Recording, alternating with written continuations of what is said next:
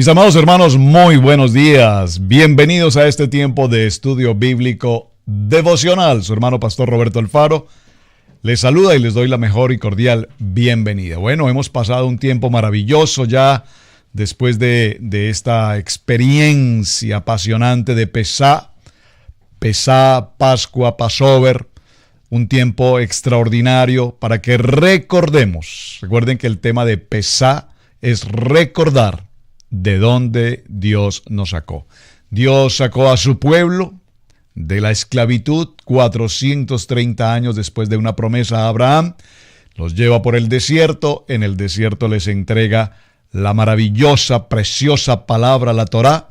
Y a través de todo ese proceso viene entonces el punto de la redención. Y nos encontramos ya en esta historia del libro de Levítico, el libro de instrucciones sacerdotales. Así es que en esta semana, mis amados hermanos, estaremos tratando el tema de Parashá. Recuerden que el Parashá es un estudio bíblico que desarrollamos a lo largo de la semana y son 54 estudios en el transcurso de todo el año. Para su información, estamos en el estudio número 26 de los 54 y el título para este tema en Levítico capítulo 9 es Shemini. Este libro, Shemini, o este estudio que vamos a desarrollar esta semana, tiene que ver con el día octavo. ¿Cuán importante el día octavo? Vamos a desarrollar este tema del día octavo conociendo muy de cerca lo que ha venido sucediendo en el transcurrir de Éxodo. Recordemos que Éxodo y Levítico están absolutamente tomados de la mano y viene el uno absolutamente acompañando al otro. Así es que haciendo un muy breve resumen de lo que hemos desarrollado, nos podemos dar cuenta con las lecciones anteriores acerca de este libro de Levítico como instrucciones en el que los sacerdotes van a llevar a cabo, van a realizar los sacrificios y viene también todo el proceso de las ofrendas y la preparación fundamental de los sacerdotes. Es decir, que nuestro poderoso Padre, el Padre Eterno, nos enseña desde un principio cómo el sacerdocio, el sumo sacerdote, va a desarrollar su trabajo, si me permiten usar esta expresión, su trabajo, es decir, su condición sacerdotal, y por supuesto, cuáles son las normas, atención, las normas, los mandamientos, las ordenanzas, los misbot, que debe cumplir un sacerdote y que se deben mantener de manera muy especial, con rigor, con absoluto rigor, con exigencia, con cumplimiento. ¿Para qué? Para que el templo cumpla, para que el templo funcione adecuadamente. Esto es tan simple como que en nuestros respectivos hogares, en nuestras casas, locativamente hablando, pues debemos tener un orden en todo el entorno de nuestra casa, los jardines, las puertas de entrada, cada una de las habitaciones, la sala principal, las alcobas, es decir, el arreglar los cuartos, el tender las camas, el mantener todo absolutamente limpio, los utensilios de cocina, una cocina totalmente impecable, todo limpio. Y para hacer esta comparación muy simple, nos damos cuenta, repito, cómo en el libro de instrucciones del sacerdocio nos indica cada uno de estos pasos muy adecuadamente, sabiendo por supuesto que el Padre en cada proceso que estamos viendo nos habla de una manera totalmente profética, de tal manera que cada uno de estos pasos nos permitan ver al templo y a través del templo ver la imagen absoluta de nuestro Dios Todopoderoso. Así es que estas normas que Dios nos imparte son normas que deben cumplirse de manera objetiva, repito, para mantener el templo. Y recuerden que ahora nosotros somos el templo. Dígalo conmigo, yo soy el templo del Espíritu Santo. Por lo tanto, este templo debe mantenerse cuidado, debe mantenerse limpio, debe mantenerse muy organizado, debe mantenerse funcionando adecuadamente, ¿verdad? ¿Por qué? porque es una manera como mostramos la luz. Dígalo conmigo, yo soy luz y como soy luz, debo mantener mi cuerpo saludable, completamente presentado, adecuadamente cuidado. Por eso es tan importante. Usted ha oído seguramente a muchos nutricionistas cuando nos dicen cuán importante es tomar en el transcurso de un día por lo menos 8 vasos de agua. Miren, una norma tan básica, tan elemental. Les pregunto, ¿cuántos vasos de agua consume usted diariamente? Hay seguramente muchos de ustedes que son muy disciplinados y han logrado hacer esa actividad con absoluto rigor. Y toman no solamente 8 vasos de agua, sino muy seguramente muchos más. Qué bueno, porque es un muy buen principio de cómo conservar nuestro cuerpo. Ahora, la verdad, yo les confieso, no soy muy buen tomador de agua. He tratado de hacerlo. Soy muy buen tomador de café. Y tal vez ser muy buen tomador de café no sea la mejor forma de mantenernos muy saludables. Por lo tanto, en este manual de instrucciones tenemos que aprender. Muy bien, vamos a hablar entonces en el transcurso de la semana acerca del libro de Levítico desde el capítulo 9. Avanzaremos, si el Señor así no lo dispone, hasta el capítulo 11 y veremos algunos aspectos en el libro de Ezequiel, capítulo 36, verso 16 y en Ezequiel, capítulo 45, verso 10, hablando de la importancia del octavo día. Ese es nuestro tema de semana. Les he presentado los textos bíblicos que vamos a desarrollar con el propósito de que usted en casa vaya, por supuesto, adelantando, avanzando y nos empapemos muy detenidamente de este tema. Quiero, antes de continuar, hacer un paréntesis que la verdad lo considero pertinente y a su vez compartir muy brevemente el testimonio sobre el tema. Cuando compartí o mencioné realmente de manera muy breve, muy sucinta, el tema del talí, encontré y con mucho agrado cómo muchos de ustedes, en especial las hermanas, encontraron como una respuesta inmediata al tema del talí, el manto. Vamos a llamarlo así, el manto. Hay muchas inquietudes con respecto al talí, debemos usarlo, no debemos usarlo, nos estamos judaizando, etcétera, etcétera. Todo esto lo vamos a resolver adecuadamente. Pero en lo personal, cuando compartí el testimonio, les mencioné, alguna vez vi a una persona, a un hombre, a un varón cubierto con un talí en una posición de oración, y eso en lo personal me pareció un momento muy, pero muy, muy especial.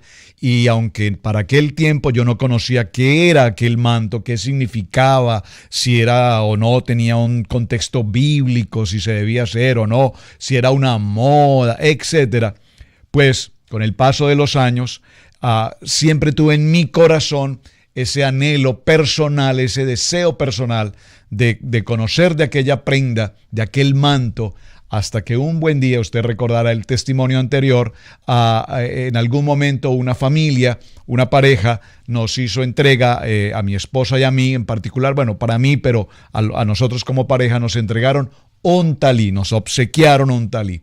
Sin yo saber realmente qué era aquello, cuando abrí la bolsa y empecé a extender ese manto y vi sus colores, sus franjas y sus escritos en hebreo, escritos que no podía, por supuesto, entender, ni mucho menos saber qué era la corona del talí y aquellos bordes y a estos flecos, y sin tener conocimiento de todo esto, mi primera reacción fue recibirlo e inmediatamente abrazarlo como algo tan especial, como un regalo de Dios sobre mi vida, y posteriormente lo coloqué sobre mi cabeza y creo que el Señor allí me dio una paz extraordinaria. Pues bueno, para resumir brevemente lo que ya había comentado, viene hoy como una segunda parte. El manto, como todos recordamos, si usted me permite mencionarlo con un texto bíblico, en el libro de Mateo, permítame un momento, quiero mencionarlo. Vamos a tener un estudio sobre este tema en particular, porque hay varias preguntas, ustedes están muy animados con el tema y me gozo poderosamente en ello, así es que estoy preparando el estudio muy puntual bíblicamente para que tengamos texto y contexto sobre el tema del manto o del talí. En el libro de Mateo, en el capítulo 9 y en el verso 20, todos conocemos este texto bíblico, lo hemos escuchado muchas veces. Dice la palabra,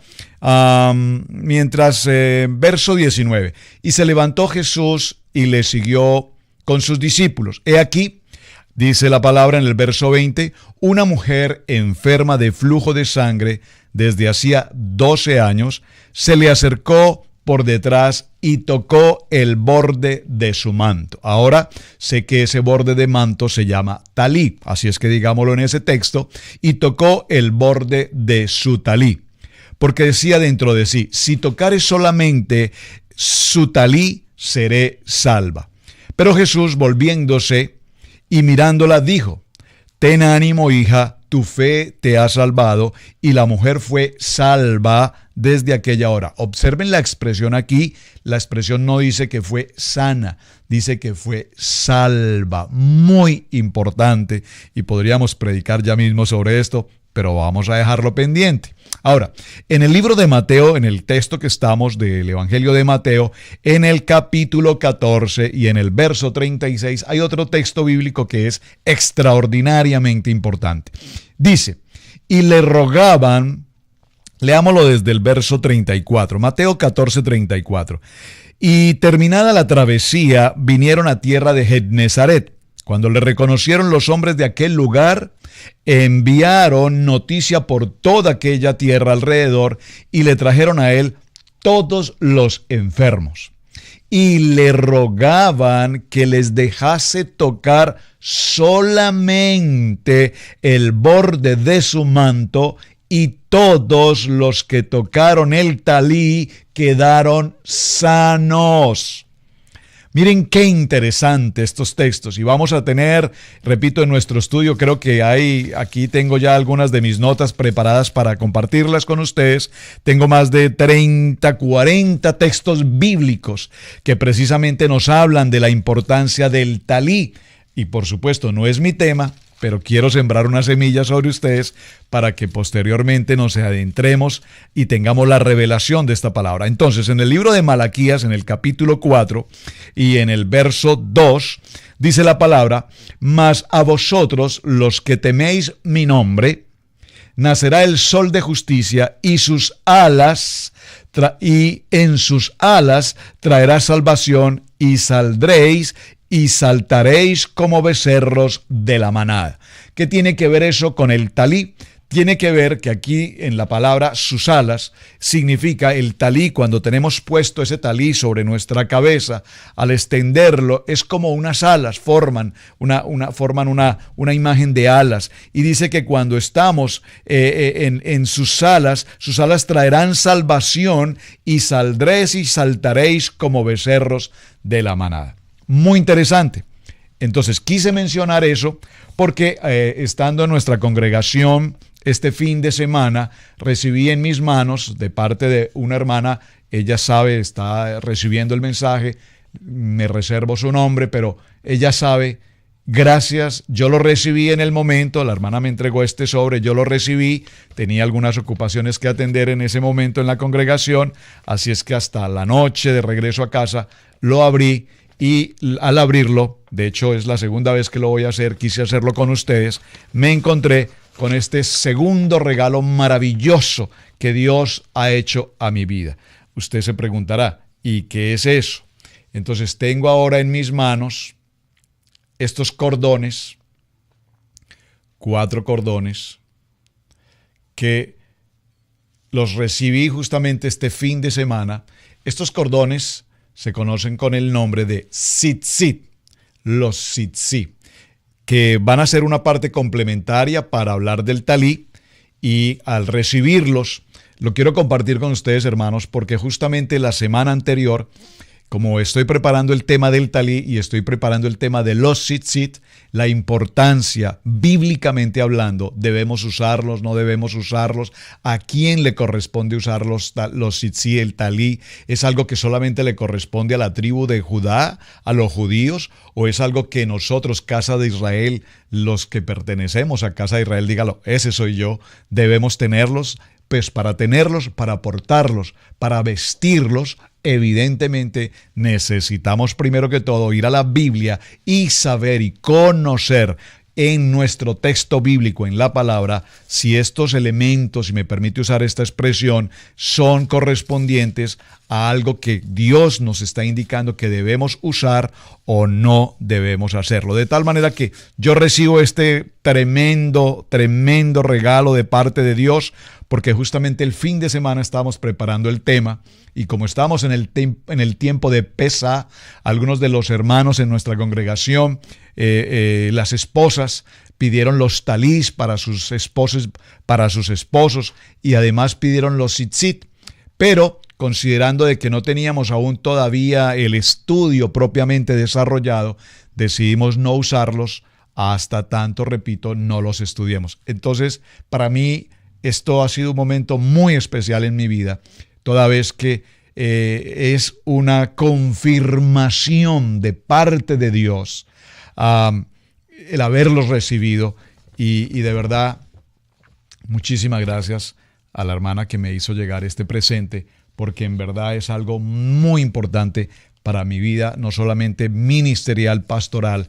sino para mi vida como varón, como sacerdote en mi familia. Así es que, hermana, muchísimas gracias. Y quiero darle un contexto bíblico a lo que estoy hablando respecto al tema de los tzitzit. Así es que si usted me acompaña por un momento al libro de los Números, vamos a ir al libro de Números, en el capítulo 15 y en el verso 37, hablaremos sobre este tema. Y lo quiero mencionar, repito, porque estoy compartiendo parte de este testimonio. Dice: y Yahweh habló a Moshe diciendo, habla a los hijos de Israel. Observe, habla a los hijos de Israel. Esos somos nosotros. Aquí estamos hablando de las 12 tribus de Israel. Y diles que hagan franjas en los bordes de sus vestidos por sus generaciones. Observen la expresión aquí, por sus generaciones, presentes, futuras y por venir. Y pongan en cada franja de los bordes un cordón de color azul. Un cordón de color azul. Ya explicaremos los detalles al respecto. Y os servirá la franja para que cuando los veáis os acordéis de todos los mandamientos de Yahweh para ponerlos por obra. No miréis en pos de vuestro corazón y de vuestros ojos, y en pos de los cuales os prostituís, para que os acordéis y hagáis todos mis mandamientos y seáis santos. Vuestro Dios, yo Yahweh, vuestro Dios, que os saqué de la tierra de Egipto para ser vuestro Dios, yo Yahweh, vuestro Dios. Entonces, mis amados hermanos, como lo vemos en el libro de Números, capítulo 15, verso 37, es una ordenanza que Dios le entregó al pueblo de Israel. El propósito es que una vez vestimos estos cuatro tzitzit, como es su nombre original, los tzitzit, y los colocamos en la cintura, el varón, pues el propósito que ello cumple es, en primer lugar, que al vestirlos, hacerlos parte de nuestra vestidura diaria, nosotros hacemos un compromiso con nuestro Padre Eterno, un compromiso de santidad. ¿En qué sentido? Que una vez los tenemos puestos, como tener colocada nuestra camisa, el reloj, cualquier prenda, una vez los veamos, siempre que veamos estos tzitzit, estas franjas colocadas en nuestra cintura, recordemos que tenemos unos mandamientos los cuales debemos cumplir. Así es que cerremos este punto, porque no es mi tema, solo quería presentarlo como testimonio y para la gloria de mi Padre Eterno, ese maravilloso plan de Dios, la bendición que me entregó hace muchos años, cuando me entregó por primera vez un talí, y justamente durante este fin de semana, ahora el Señor utiliza a una hermana para que también ella, entregándome este sobre, encuentre yo otro regalo maravilloso de Dios. Viene de Dios, una confirmación de Dios, y ahora me entrega unos tzitzit. Punto. Gracias por compartir conmigo y permitirme compartirles a ustedes esta historia. Muy bien. Vamos al libro de Levítico en el capítulo 9 para hacer introducción a nuestro tema de semana y avancemos poderosamente en esta palabra que Dios nos tiene a través del libro de Levítico con la parashá de esta semana, repito, cuyo nombre es Shemí, que significa octavo. Dice la palabra: una vez consagrados Aarón y sus hijos, debieron permanecer 7 días a la puerta del tabernáculo de reunión. Amén. A la puerta, pues, del tabernáculo de reunión estaréis día y noche por 7 días y guardaréis la ordenanza delante de Yahweh para que no muráis, porque así me ha sido mandado. Y Aarón y sus hijos hicieron todas las cosas que mandó Yahweh por medio de Moisés. En el libro de Levítico capítulo 9, verso 1 dice la palabra: en el día octavo Moisés llamó a Aarón y a sus hijos y a los ancianos de Israel. Verso 2. Y dijo a Aarón: toma de la vacada un becerro para expiación y un carnero para holocausto. Ya definimos la palabra holocausto y entendimos que la palabra holocausto recuerden la palabra holocausto, o la ofrenda de ascensión, era una ofrenda que se consumía totalmente y la definimos como entrega total. Creo que esta sería una buena expresión para hablar de los tzitzit. ¿Por qué? Porque al comprometernos a usarlos, no como una moda o una presentación física, no es solamente tenerlos puestos, sino entender el contenido de lo que es una entrega total a nuestro Padre. Porque el propósito, ¿cuál es? Kadosh, santidad. Muy bien. Y dice: un carnero para holocausto sin defecto, y ofrécelos delante de Yahweh. Verso 3. Y a los hijos de Israel hablarás diciendo: tomad un macho cabrío para expiación, y un becerro y un cordero de año sin defecto para holocausto.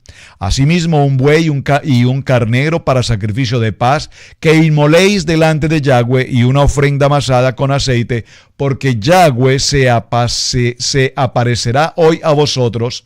Y llevando lo que mandó Moisés delante del tabernáculo de reunión, y vino toda la congregación y se puso delante de Yahweh. Entonces Moisés dijo: esto es lo que ha mandado Yahweh, hacedlo y la gloria de Yahweh se os aparecerá. Aquí hay algo muy importante, y es el orden que hemos venido estudiando en los parashá anteriores con respecto a la ofrenda y a las presentaciones de estas ofrendas. Primero, vimos cómo expiación por el pecado de Aarón, el sumo sacerdote. La palabra aquí es shatat, y la acción de gracias por parte del sumo sacerdote y luego por parte del pueblo como una comunidad. Muy importante que todos participamos de esta entrega, de esta ofrenda. El libro de los Hebreos, en el capítulo 7 y en el verso 22, nos dice: por tanto, Yeshua es hecho fiador de un mejor pacto. Verso 23, y los otros sacerdotes llegaron a ser muchos debido a que por él la muerte no podían continuar.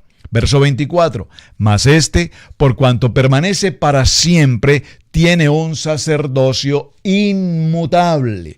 Aquí la palabra inmutable significa un sacerdocio que no puede cambiar. Dígalo conmigo: un sacerdocio que no va a cambiar. Así es que al octavo día, esta expresión Shemini, que significa octavo, este octavo día, después de la consagración de Aarón como Cohen, recuerden la palabra Hagadol, el sumo sacerdote, y de sus 4 hijos, ¿cuáles son? Recuerden los 4 hijos: Nabat, Abiú, Eliezer e Itamar.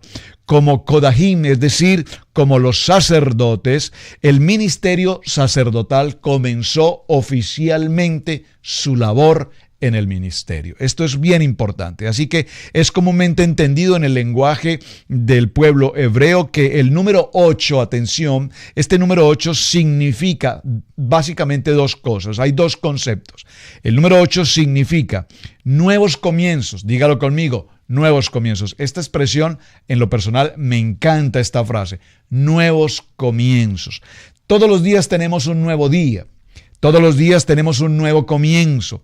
Pero hay muchos momentos y hay muchas ocasiones en nuestro diario vivir en el que definitivamente necesitamos hacer un stop Necesitamos hacer un stop en nuestro estilo de vida, en nuestras acciones, en nuestros pensamientos, en nuestras expresiones, en nuestra manera de pensar. Necesitamos hacer un stop, y ese stop se produce cuando hay un poder de la palabra que penetra nuestro corazón y nos dice: SOS, alerta, atención. Usted ha escuchado seguramente algunos vehículos, especialmente los vehículos de carga pesada o bueno, en general vehículos que cuando se coloca la posición de reversa, ellos emiten un sonido, bip, bip, bip, bip, y a su vez está diciendo: atención, atención, atención, atención, este vehículo está retrocediendo. Es una alerta, hay una tensión. El Señor nos da una palabra, y este fin de semana, con todo lo que venimos tratando, con la experiencia maravillosa de Pesá, todo lo que significó el tiempo de Éxodo en el proceso del sacrificio del Cordero, marcar las puertas, los dinteles de nuestra casa, el pueblo de Israel en una condición de esclavitud. Viene el proceso de sacrificio, sin sangre, no hay salvación. Por lo tanto, se tipifica lo que va a suceder en el tiempo por venir cuando Yeshua, el Cordero, sea llevado y sacrificado y derramada su sangre. Y dice la palabra que aquella sangre marcando las casas, nuestras entradas de casa, tipifican precisamente a Yeshua HaMashiach, cubriendo la entrada de la casa. De tal manera, dice la porción del libro de Éxodo, que Yeshua evitará que el heridor ingrese, que el heridor penetre a nuestras habitaciones, al interior de nuestra casa, para producirnos muerte, Esto es lo importante del tiempo de Pesá, porque asimismo esa palabra tenía un cumplimiento, y el cumplimiento era el Mesías puesto en aquella cruz. Así es que es bien importante cuando damos un nuevo comienzo. Estamos hablando de un tiempo de resurrección y estamos hablando de un nuevo comienzo. Por favor, dígalo conmigo: nuevo comienzo. Nuevo comienzo en mi vida pastoral, nuevo comienzo en mi vida ministerial, nuevo comienzo en mi vida sacerdotal,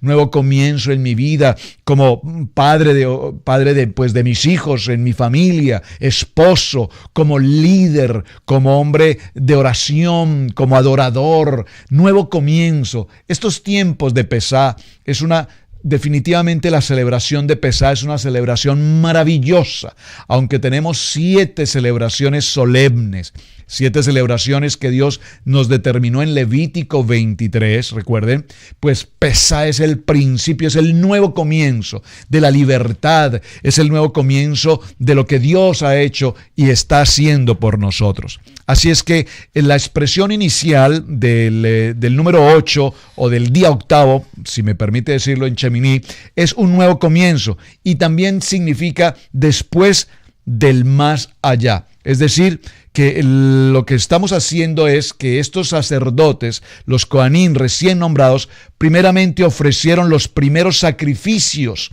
por ellos mismos, y después de haber hecho este sacrificio, ahora lo hacen por toda la congregación de Israel. Después, Aarón levanta las manos hacia el pueblo y pronuncia una bendición que la vamos a encontrar precisamente en el libro de Números. Permítame ir allí para cerrar. Libro de Números, en el capítulo 6 y en el verso 24, dice la palabra en este texto, que dice: Yahweh te bendiga y te guarde, Yahweh haga resplandecer su rostro sobre ti y tenga de ti misericordia, Yahweh alce sobre ti su rostro y ponga en ti Shalom. Libro de Números, capítulo 6, verso 24 al verso 26. Extraordinario lo que viene esta semana, mis hermanos, porque vamos a ver, repito, el orden de cómo ahora el sacerdote y los sacerdotes, el sacerdote Aarón y sus hijos, sus 4 hijos, empiezan a desarrollar su sacerdocio. Los primeros sacrificios fueron para ellos, por ellos, y posteriormente ellos practican el sacrificio por el pueblo. Mis amados hermanos, tiempo de estudio bíblico devocional, nuestro primer día de semana. ubíquese, para quien llega por primera vez acompañándonos, al libro de Levíticos capítulo 9, libro de Vallecra, y nuestro tema de semana, repito, como lo he mencionado, el día octavo y su nombre original para el estudio número 26, Shemini. Así es que gracias por acompañarnos, gracias por visitar el tema a través de radiogénesis.tv, Vivo para Cristo TV, y en nuestro canal de YouTube Radio Génesis 128. Su hermano, Pastor Roberto Alfaro, les saluda y les doy muchísimas gracias por compartir el video, por sus mensajes y por todo el tiempo que nos permiten acompañarlos. Para ustedes, shalom, bendiciones, muy buen día.